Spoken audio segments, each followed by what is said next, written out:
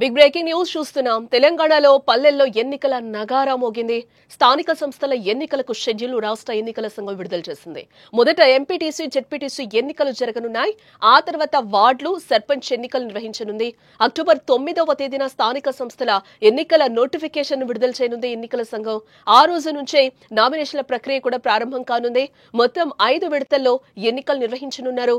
2 దశల్లో MPTC, ZPTC ఎన్నికలు, 3 దశల్లో సర్పంచ్, వార్డు సభ్యుల ఎన్నికలు నిర్వహిస్తారు.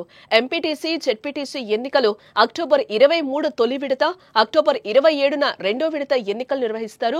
గ్రామ పంచాయతీలకు తొలి విడత అక్టోబర్ 31న, రెండో విడత నవంబర్ 4న, మూడో విడత నవంబర్ 8న జరగనున్నాయి.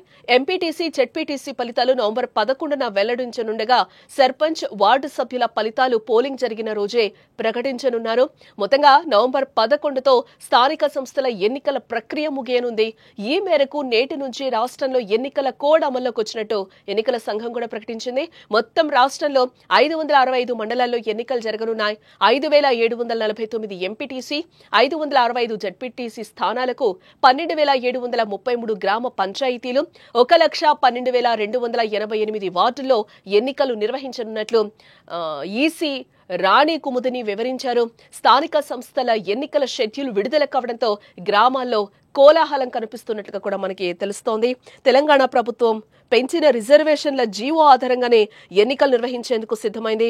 రాష్ట్ర ఎన్నికల అధికారి మండల పరిషత్, పంచాయతీ ఎన్నికల నోటిఫికేషన్ అయితే జారీ చేయడం జరిగింది.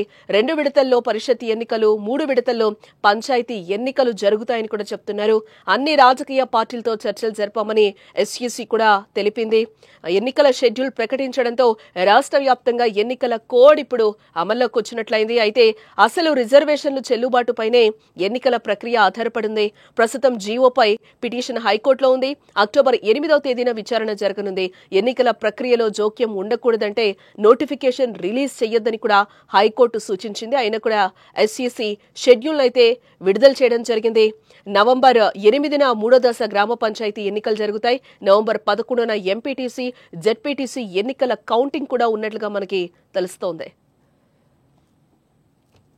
స్థానిక సంస్థలు, రూరల్ ఏరియాస్లో గ్రామ పంచాయతీలు, ఎంపీటీసీలు, జెడ్పీటీసీల స్థానాలు ఏవైతే వేకెంట్గా ఉన్నాయో వాటికి సంబంధించిన గ్రామవారీ వేకెన్సీలు, అలాగే ఎంపీటీసీ, జెడ్పీటీసీ వారీగా వేకెన్సీలు నిన్న సాయంత్రం అన్ని వివరాలతో జిల్లా ఎలక్షన్ అథారిటీస్ అందరూ కూడా గెజెట్ నోటిఫికేషన్ ఇష్యూ చేశారు.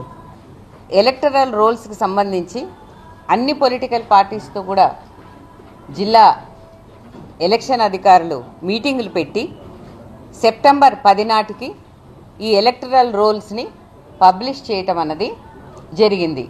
గ్రామ పంచాయతీలకు కూడా, ఎంపీటీసీ, జెడ్పీటీసీలకు కూడా ఉపయోగించేటటువంటి ఎలక్టరల్ రోల్స్, జూలైలో ప్రచురించినటువంటి ఎలక్టరల్ రోల్స్, అలాగే జూలై 15వ తారీఖు వరకు సవరించినటువంటి రోల్స్ మాకు డేటాను వాళ్ళు ఇవ్వడం జరిగింది.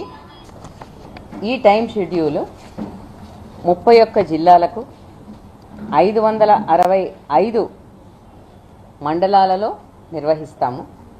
ఎంపీటీసీల స్థానాలు 5749 గాను, జెడ్పీటీసీ స్థానాలు 565, పోలింగ్ లొకేషన్స్ 15,302 ఎంపీటీసీస్కి, 31,377గా గాను నిర్ణయించడం జరిగింది.